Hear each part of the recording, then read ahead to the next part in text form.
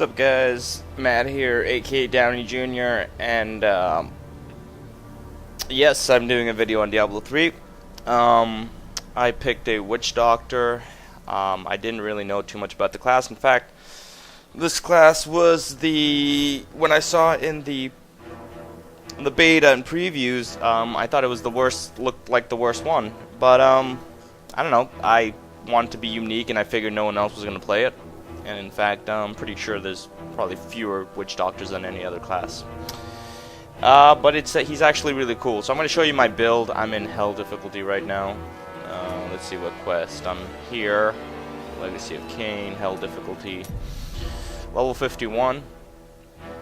And let me show you my skill tree here. So I have elective. My buddy Jay showed me that you can actually pretty much do any skill in any slot. So I have Spirit Walk with the Jaunt rune. I like to run a little bit longer. I think that's escape for the Witch Doctor is really important. But also it's to get in and out to get Soul Harvest off with Siphon, which gives you huge life gain. Actually, instant. Okay, shut up. Instant life gain. Am I going through here? Oh, I have to go back. Okay. Let me keep talking about this more before we fight something. So I'm gonna show you really the passives are what make this build work.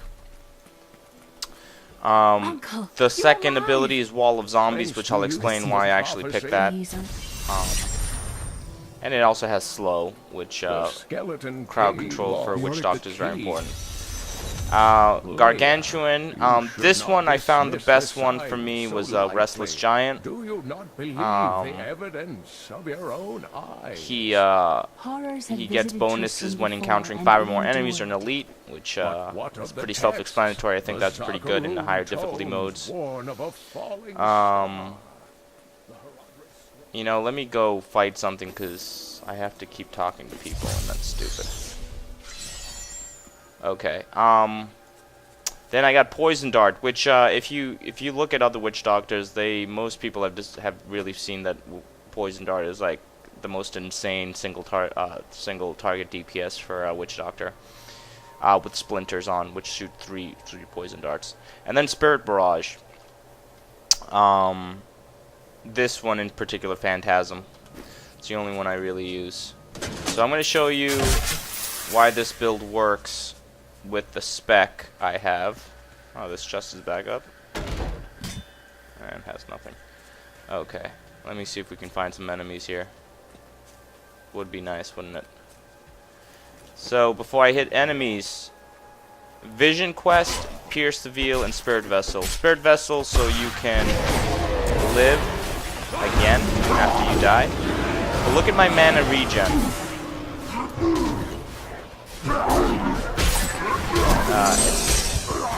Need more time.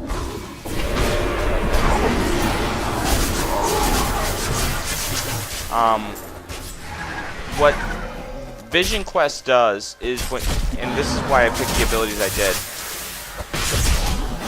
You can see Spirit Barrage actually does a lot of damage. It gives you, when you have 4 abilities on cooldown, it gives you 300% more mana regen, which means you can just launch Spirit Barrages off non-stop. The way you should use it really is, now I have 4, see how my mana regen went all the way to the top again. So that's really my build right there. You'll see the AoE is absolutely insane. Oh, there we go. I didn't even seen this before. Okay. So let's see here. Let's get some. Oops. Let's get some guys here. I need to do that. And then there. Snare.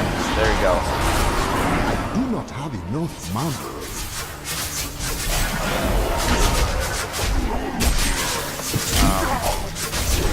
So as you can see, I'll show you the build one more. Is there anything here? I don't even know what the purpose of this mass grave was. I guess nothing. Anyway, so that's the build. So as you can see here, the passive skills are Pierce the Veil. They are banished. All the damage is increased, but damage costs are increased. Mana costs are increased, but that doesn't matter because you have Vision Quest, which you have these 4 abilities on cooldown, and you can switch these 2 out depending on the boss you have. And probably this. You just need something with cooldown. And you can rune these differently if you want.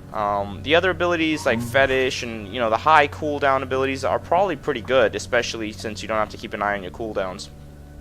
But I also like to have these abilities useful, and that's what I just use.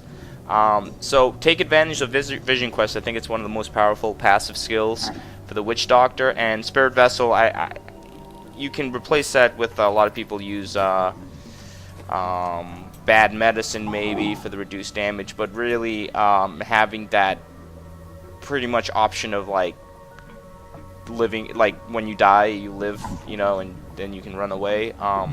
You have 2 lives every single time, so that's pretty key.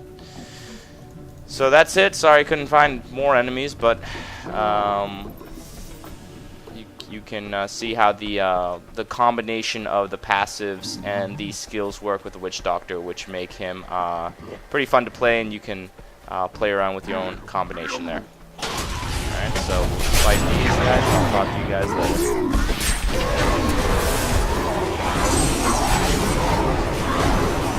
They have enough mana.